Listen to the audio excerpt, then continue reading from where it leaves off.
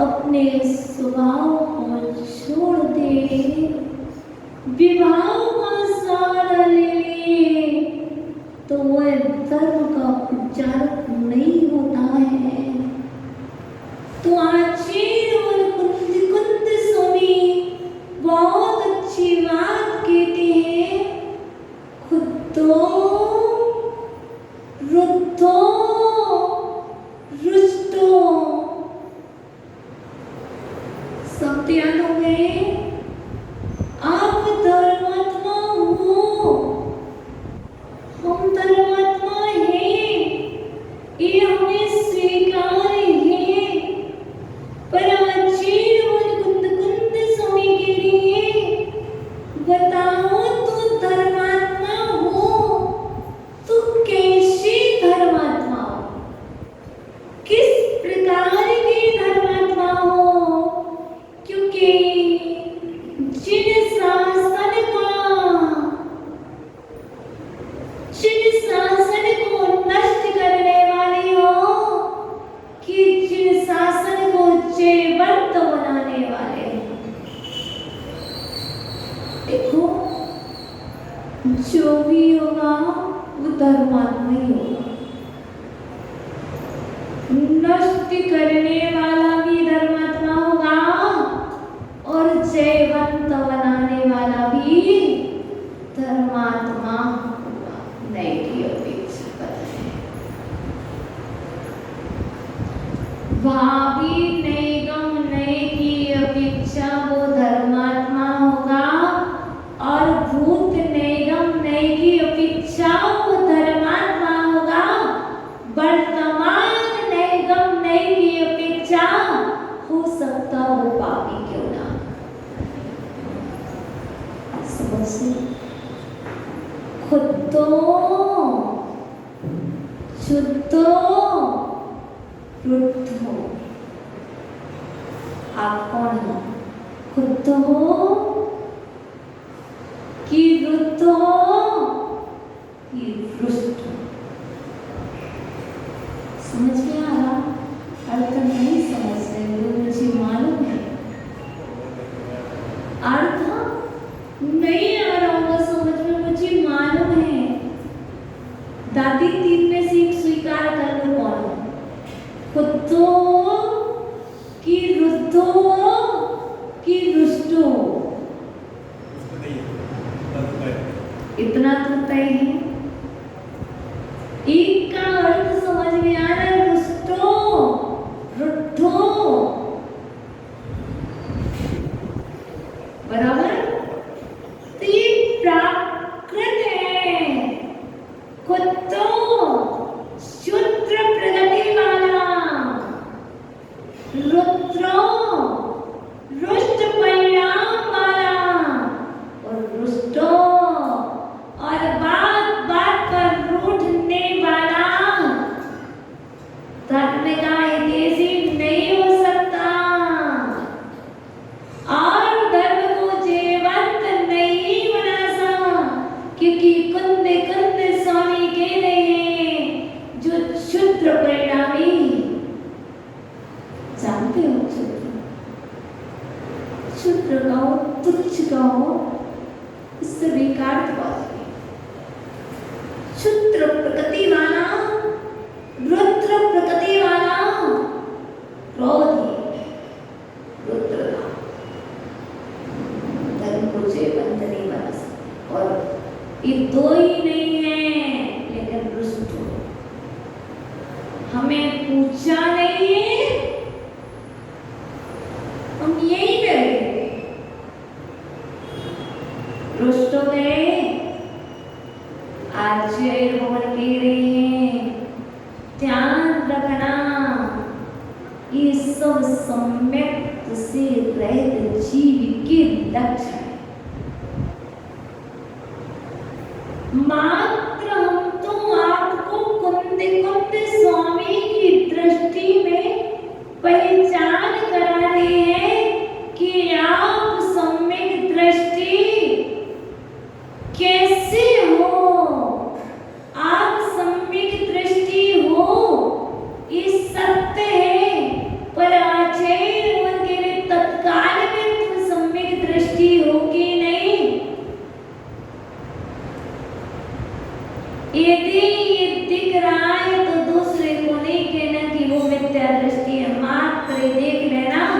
कि मेरे अंदर में यदि तीन चीजें पल रही है तो मैं सम्यक दृष्टि हूं कि नहीं हूं।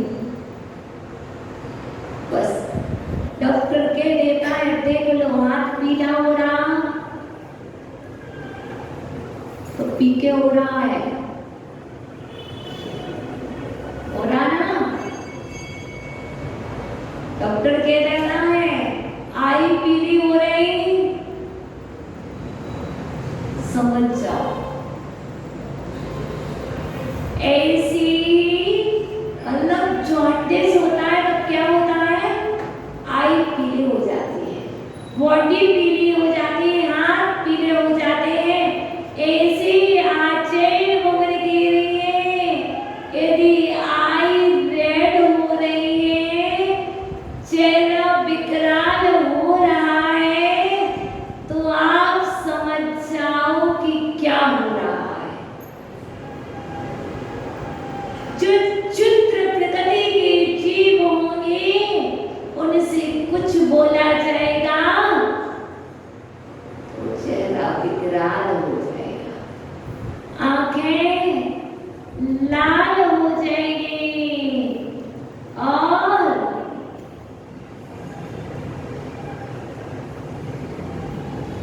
रूट करके कोने में बैठ जाएंगे।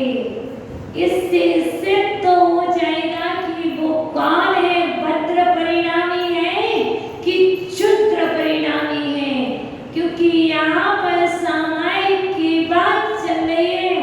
सामायिक पाठ में कल कहा तो परसों भद्र परिणामी, तो कैसे भद्र परिणामी, जो भद्र परिणामी होंगे वही सामायिक कर पाएंगे। रुद्र परिणामी सामायिक नहीं कर सकते, रुद्र परिणामी मात्र मरण कर सकते हैं, पर वो समाधि मरण नहीं कर सकते। इसलिए भद्र परिणामी हो, रुद्र परिणामों का त्याग करो, और रुद्र परिणामी हो तब भी रुद्र परिणामों का त्याग कर लो और भद्र परिणामों को स्वीकार करो, लाड़ जाएगा। क्योंकि बहुत अच्छी बात अचल भवन ने 44 नंबर गाथा में कही है। सिर्फ पहले गाथा सुन लेंगे क्या कही है, सिर्फ सुनकर के कानों को धन्य कर लेना, पढ़ पाओ या ना पढ़ पाओ।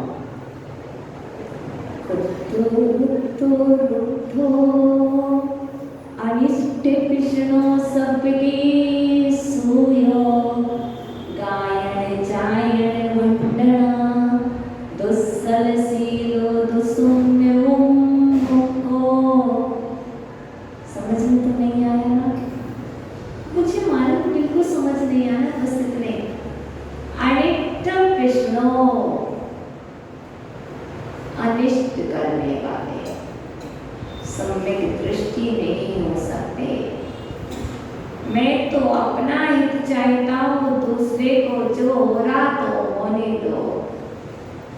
दूसरे के विषय में अनिष्ट करने वाले, दूसरे के विषय में अनिष्ट सोचने वाले, बुरा सोचने वाले अचेत वर्गे धर्मात्मा नहीं हो सकते।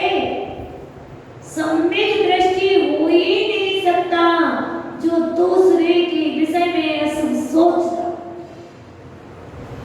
सम्यक दृष्टि से मात्र है कि धर्मात्मा नहीं हो सकता, क्योंकि बहुत सारे जीव है कि वो सम्यक दृष्टि शब्द की व्याख्या नहीं समझते, तो वो सच्चे धर्मात्मा नहीं हो सकते।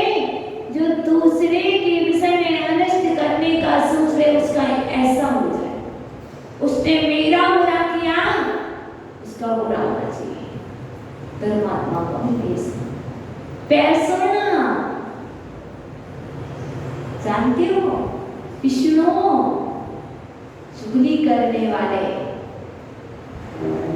चुगली करने वाले धर्मात्मा नहीं होते। अभिमानी, ईर्ष्यालु, ये सभी धर्मात्मा नहीं होते। और एक यहाँ पर मेरे को बहुत अच्छी यहाँ मात्र माता पिता बैठे हैं और कुंद स्वामी की दृष्टि में बतलाने वाले हैं, बहुत अच्छे से समझ के चलना। यदि सच्चे धर्मात्मा हो तो कभी गाने का काम मत करना। भक्ति में गाना पर गा करके कुछ मत करना, क्योंकि यहाँ पर बहुत अच्छी गायन जायन भंडार है। हम तब तक उसे सचेत करते हैं जब वो हमसे कनेक्ट हो जाता व्यक्ति, फिर हम उसको डायरेक्ट मना करते, लेकिन हम आपको या किसी को मना करने की बात नहीं कर रहे हैं।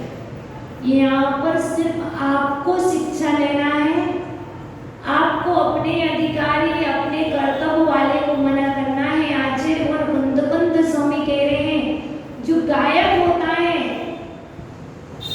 वो संपत्ति से रहित होता है। कभी भी यदि शांति चाहते हो, समृद्धि चाहते हो,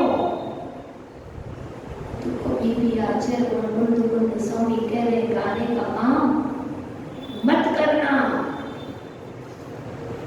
जायन याचना क्या भंडन कौन क्या होता भंडन?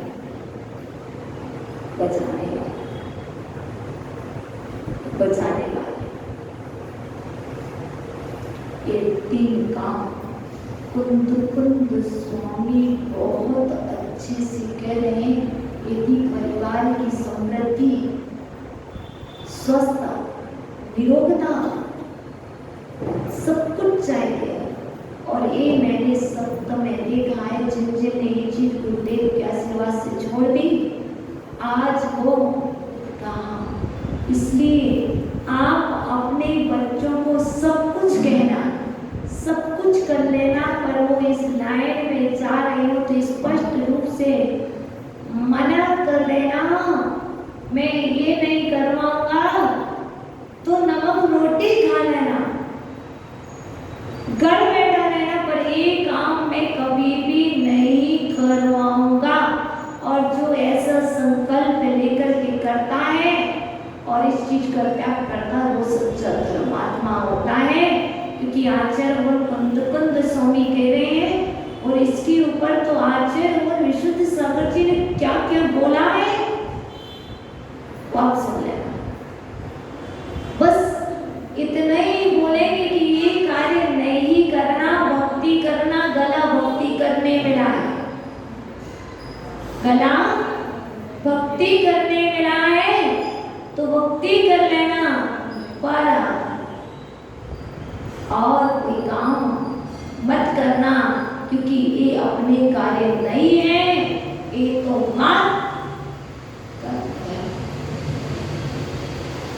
ये तो मत दूसरों के कार्य है, तुम्हारे कार्य नहीं। तुम तो धर्मात्मा हो। तुम कैसे धर्मात्मा जो दूसरे का कार्य अपने सिर ले रहे, दूसरे का कार्य अपने सिर पर लेना अच्छी बात नहीं है। करना है तो तुम 3 से 4 कार्य करो। आचार्य ने स्पष्ट कह दिया, जैनी सराभा का कार्य करता है, जैनी कपड़े का काम करता है, जैनी किराने का कार्य करता है। क्यों कहा गया? इसलिए बतलाया गया तुम अपना आजीविका चलाने वाले हो तो कभी भी ऐसे कार्य मत करना जिससे तुम्हारे लिए पाप का बंध हो, जिसमें तुम्हें झूठ बोलना पड़े, जिसमें तुम्हें बहुत कुछ करना पड़े। आचार्य बोल कहते बिल्कुल नहीं। कुंद स्वामी की दृष्टि में वो धर्मात्मा नहीं, वह तो धर्म से रहित और दुर्गति का पात्र है। इसलिए मात्र भद्र परिणामी जीव सबले रहना। हमने कल भी कहा था, आज पुनः कह रहे। कोई कह रहा था क्या पढ़े माता जी, कोई प्रवचन ग्रंथ दे दो, कोई टीका नहीं है इसके ऊपर।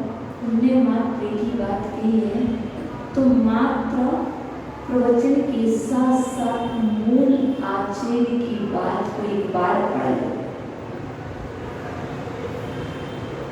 एक बार मूल गाथा का अर्थ तो पढ़ लो, फिर तुम्हें आधे से ज्यादा बात अच्छी तरह से समझ आ जाएगी मैं कर क्या रहा हूँ और करना मुझे क्या है, क्योंकि ये सामायिक का काल है और सामायिक के काल में बैठे हो और अंदर में दूसरी बात ही चल रही है। आज लोगों के तो उचित नहीं है, बिल्कुल भी ये अनुचित है, क्योंकि जो सम्यक दृष्टि है वो ये उपादेय को जानता है, विवेक अविवेक को जानता है, भव अभव का विवेक जानता है, कच्चम कच्चम कर्तव्य और अकर्तव्य को जानता है, योग्यम अयोग्य योग अयोग को जानता है। आप धर्मात्मा हो, आप जानते हो क्या योग है क्या अयोग है, क्या ये रूप है क्या उपादेय रूप है। यदि बच्चे से भी पूछा जाए कि क्या योग है क्या अयोग है, पूछा जाए क्या चाहिए, पेन का खाली कैप चाहिए कि पेंसिल चाहिए, एक नन्हा सा बालक को यदि आप इन दो वस्तु हैं न दोनों दिखाई है, कौन सा पकड़ेगा,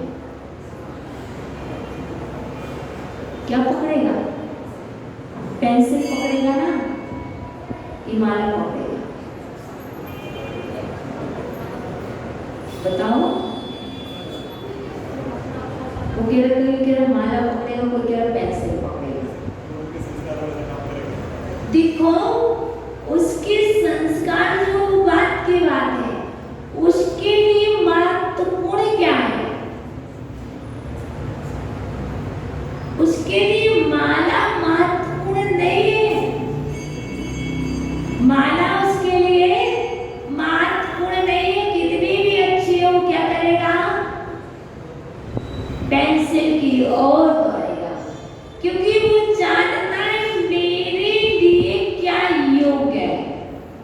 और बात चल रही कि सम्यक दृष्टि धर्मात्मा योग्य अयोग्य का विचार करता है, तो वो धर्मात्मा है तो वो देखेगा मेरे लिए क्या योग्य है और मेरे लिए क्या अयोग्य है। उस बालक के लिए मात्र पेंसिल योग्य है, क्योंकि वो बालक है, उसे माला योग्य नहीं है, उसे इतना धर्म नहीं करना, अभी वो पढ़ाई कर रहा है और उसे पेंसिल चाहिए।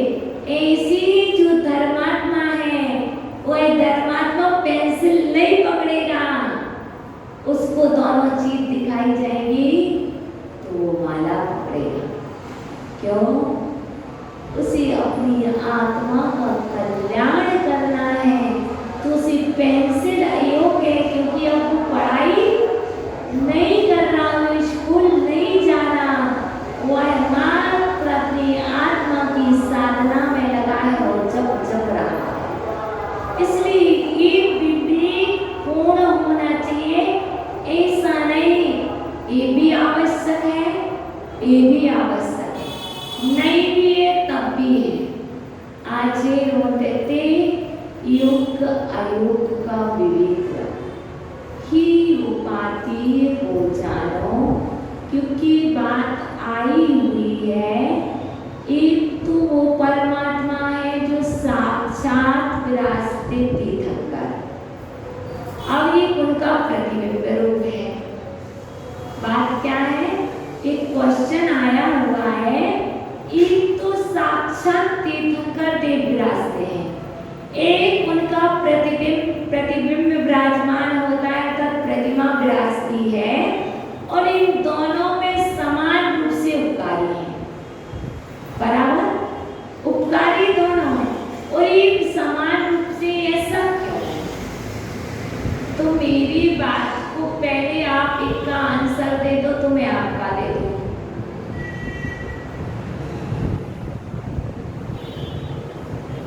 मेरा आप आंसर दे दो तो मैं आपका दे दूं। एक एक गगन अम्बु है, एक गगन अम्बु है, एक गंगा का जल है। एक गगन अम्बु है और एक गंगा का जल है। गगन अम्बु अपनी जगह है और गंगा जल एक कलश में है।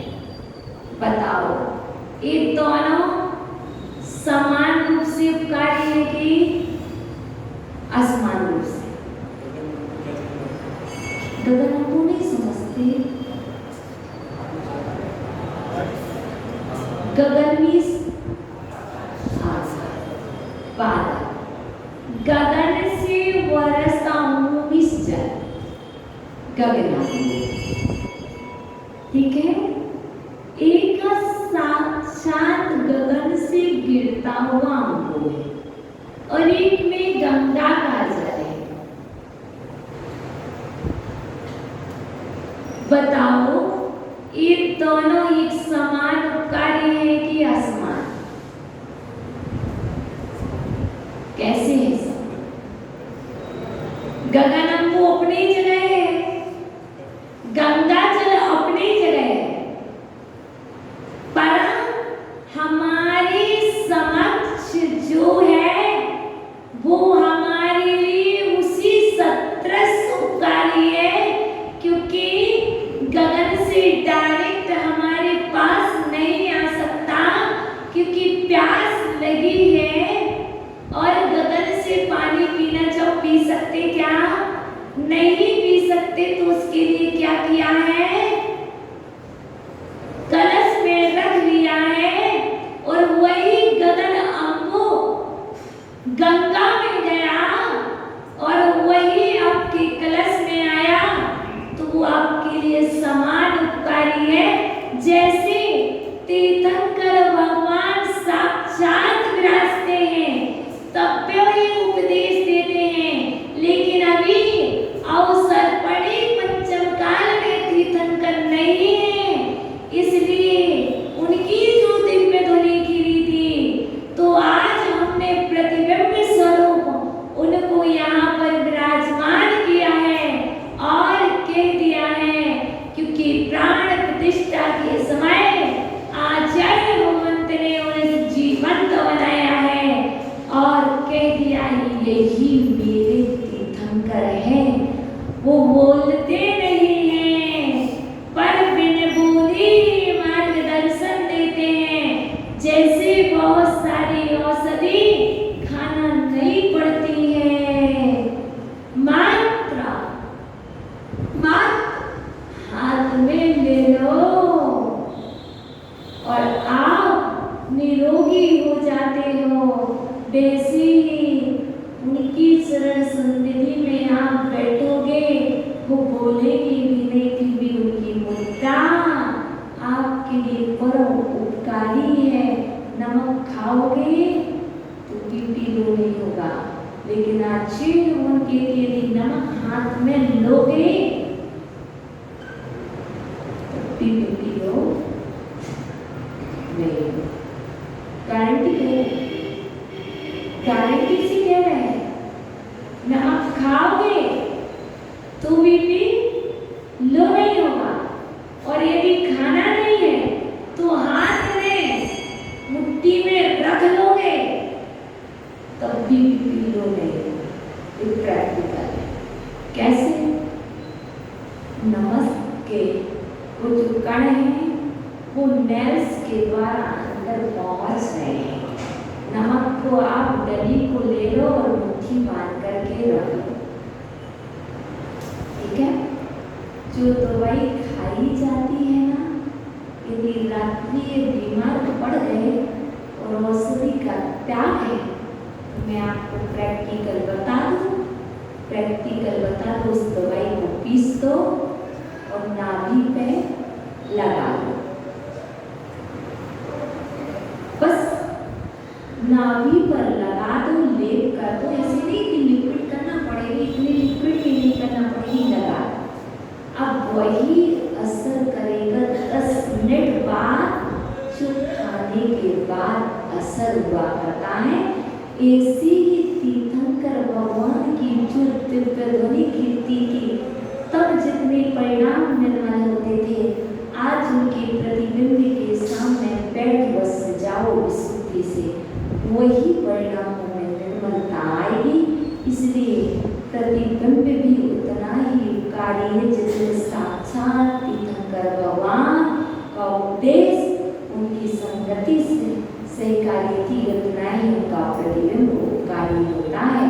चल भी नहीं पाओ तो जल से नहा लो, पानी की पूर्ति हो जाती है।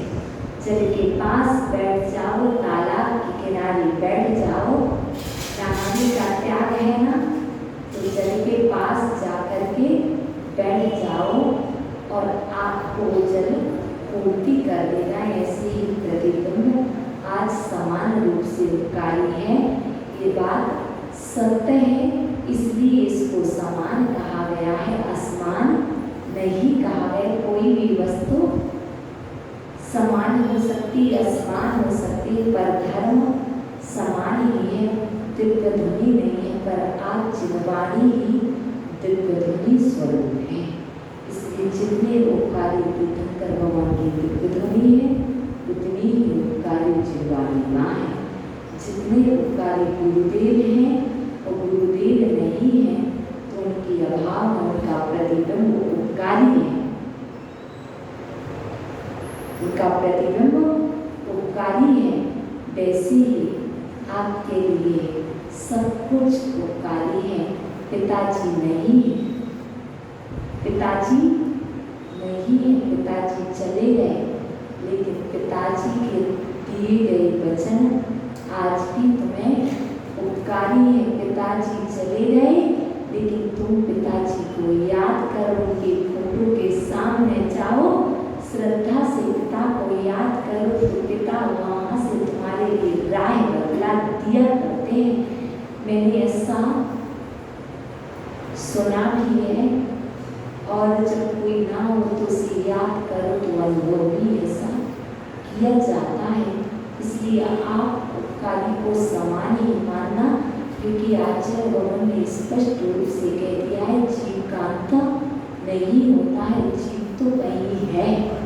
और वो परिक्रमा 45 लाख योजन तक पहुँच सकती है, तो आपका यहाँ है ना, पहुँच सकती है ना, तो आपका यहाँ सिद्धालय में किया हुआ, यहाँ पर नमो सिद्धार्थ सिद्धालय में पहुँच जाता है, तो आपके लिए कमलेश भैया यहाँ माँ को याद किया और माँ स्वामी में बैठी, तो उस तक क्यों नहीं पहुँच सकती?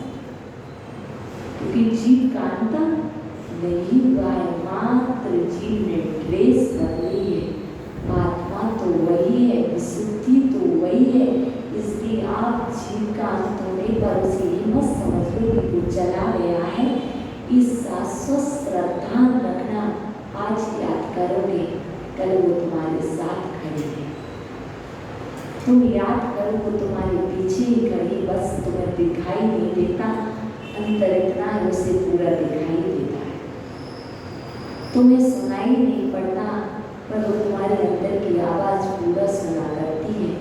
इसलिए तुम्हारे लिए प्रभु के तीर्थंकर की आवाज़ सुनाई नहीं पड़ती, तुम्हें वो दिखाई नहीं देते, पर उनके लिए तो तुम दिखाई देते हो, वो तुम्हें देखते हैं। तुम कुंद को पढ़ो तो कुंद स्वर्ग से देखते हैं। तुम अमित गति स्वामी को पढ़ते हो, उन्हें याद करते हो, तो वो स्वर्ग से देखते। याद करने मेरे वर्ष पहले देखे, आज भी मुझे याद करते हैं, और वो परोक्ष रूप से वही से तुम्हें आशीर्वाद देते हैं। इसलिए आप बिल्कुल भी ये मत समझना, रोना नहीं, धोना नहीं, झगड़ना नहीं, कलह नहीं करना, परिणाम निर्मल बनाए रखना।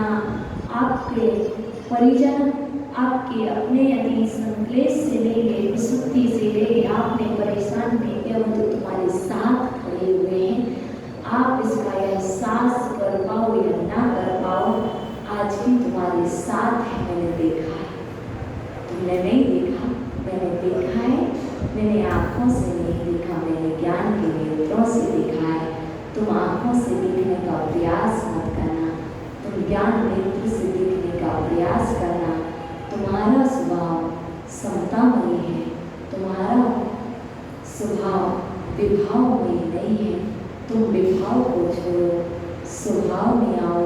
क्योंकि आचार्य भगवान यहाँ पर कह रहे हैं कि आत्मा अपनी आत्मा का अवलोकन करे, क्योंकि आत्मा तो अनंत दर्शन ज्ञानमयी विशुद्ध स्वभाव वाली एकाग्र चित्त है।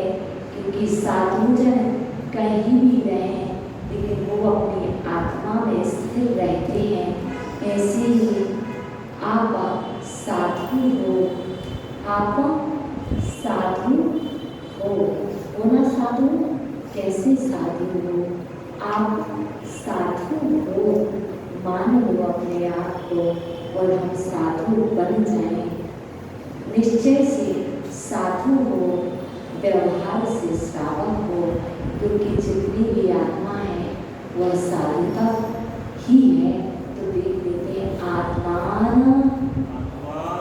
आत्मान मात्मन्या वलोकमानस तुम दर्शनज्ञान मयो विशुद्धा एकाग्रचित्तः खलु यत्र तत्र स्थितोऽपि साधुरा लभते समाधिम्।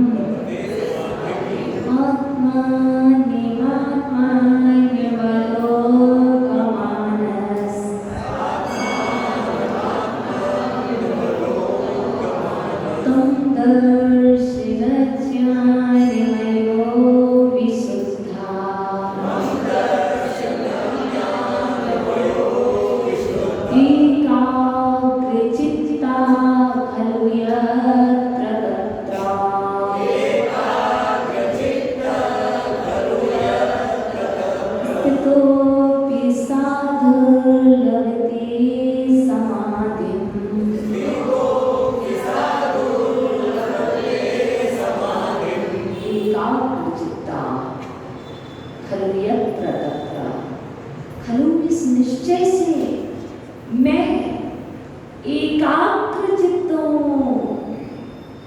यहाँ पर बता रहे आत्मानम, अपनी आत्मा को, आत्मानम अपनी आत्मा को, आत्मनि अपनी आप में, अपनी आत्मा को अपनी आप में अवलोक्यमान, अवलोकन करते हुए। क्योंकि जो साधक है, जो भद्र परिणामी है, वो पर की आत्मा में पर का अवलोकन नहीं करेगा। ये सब भद्र परिणामी बेटे, ये अपनी आत्मा में, अपने आप में अपना अवलोकन करते हुए तुम आप खलु खलु खलु के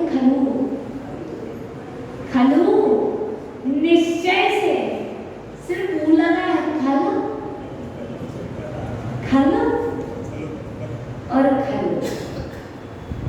जो खलु होता है वो क्या करता, अपने में नहीं होता बाहर, और जो खलु होता है वो अपने में होता है। दर्शन ज्ञानमया, दर्शन ज्ञानमयी विशुद्ध विशुद्धिमयी साधु बोली जाना।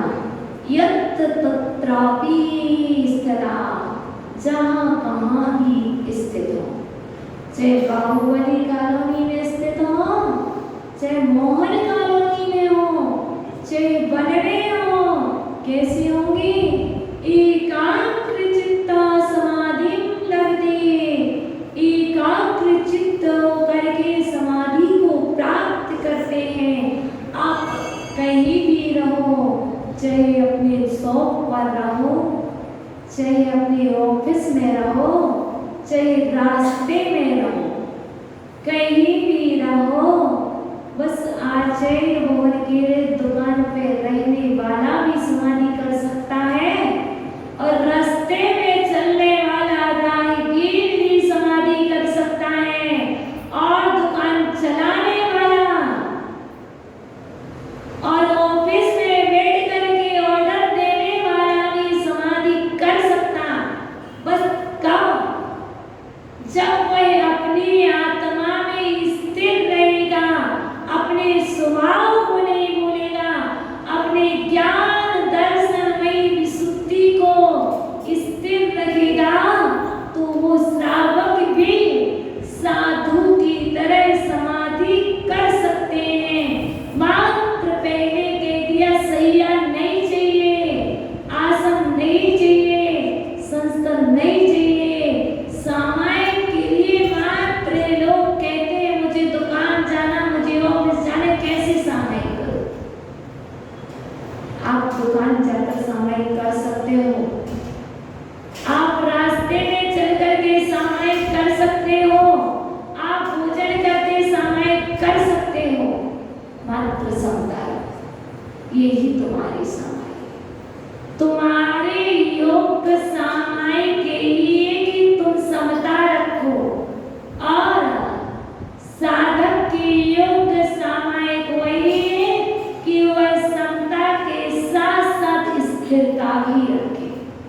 इसलिए मात्र जितने जितने आगे बढ़ते जा रहे हो उतनी उतनी समता का निर्माण करते जाओ, विशुद्धि का निर्माण करते जाओ। रास्ते में जाओ तो बोल देना नमो हरिहंता सिद्धार्थ। कुछ भी मन में कुछ भी चल रहा तो ये समझ के चलना इस सामायिक चल रही हो, दूसरे के विषय में सोच रहे हो तो सामायिक नहीं चल रही। मात्र ये जरूरी नहीं होता है कि बैठना हो। पूज्य गुरुदेव कहते पंचमकाल के जीने, पंचमकाल के जीवों को समय नहीं है। कुंद स्वामी ने स्पष्ट कह दिया पंचमकाल में आज जितना आपको अभी समय मिल रहा, हम गारंटी से कहते हैं कि 2022 में आप इतना नहीं कर पाओगे। कुंद स्वामी कह रहे नहीं है, और 2023 में आप इतना नहीं कर पाओगे। इससे माइनस विशुद्धि भी होगी, इससे माइनस ज्ञान भी होगा, शक्ति भी माइनस होती जाएगी। इसलिए वर्तमान में जितना ही करते जाओ आगे चल करके ह्रास ही होता जाना है। ये कुंद स्वामी के वचन है और कुंद स्वामी के वचन झूठ नहीं होना है। उन्होंने देखा है तो कहा कि जो आपने कल किया था वो आज नहीं कर पाए, जो आपने 10 साल पहले किया था वो आज आप नहीं कर सकते क्योंकि आपकी शक्ति क्षीण हो गई है। इसलिए आप मात्र जागृत रहें कि आज की शक्ति कल नहीं मिलेगी, कल की परसों नहीं मिलेगी, प्रतिदिन शक्ति क्षीण होती जाएगी। इसलिए जो प्रेजेंट काल है, प्रेजेंट में जो मिला है उतना ही कल आज जो भोजन किया कल तुम्हें बचाने की सामर्थ्य नहीं है। ऐसे ही ज्ञान में है, ऐसे ही लौकिक में है, सभी जगह है। तो आप इसका ध्यान रखें और अपने परिणामों को संभालें, अपने भावों को संभालें और सामायिक के साथ समता की वृद्धि करें। यही इसका ध्येय और अपनी आत्मा को प्राप्त करने में व्यक्ति पाए हैं, पर मैंने अपने को नहीं पाया और मुझे व्यक्तियों को नहीं, मुझे अपने को पाना है। इसलिए आप अपने को पाने का प्रयास करें। ओम नमः